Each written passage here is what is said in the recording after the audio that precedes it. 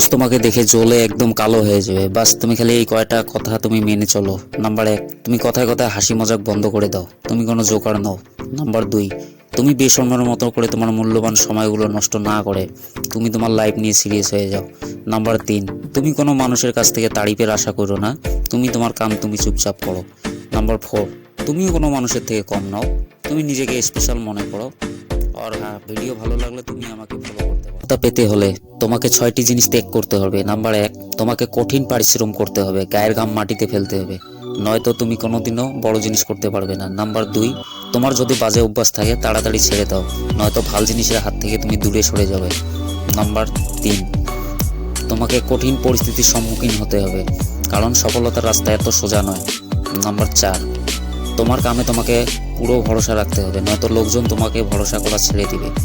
Number 5, তোমাকে অনেক সবুর করতে হবে, কারণ কোনো সফলতার আতারাত হয় না।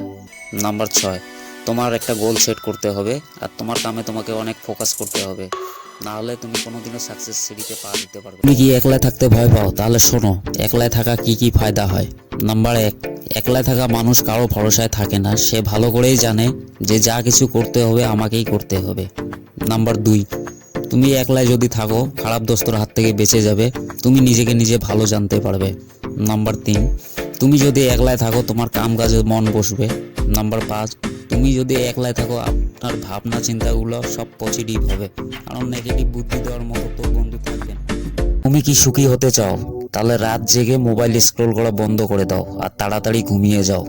নাম্বার 2, তুমি যদি শান্তি পেতে চাও তাহলে দিনে কখনোই তুমি ঘুমাবে না।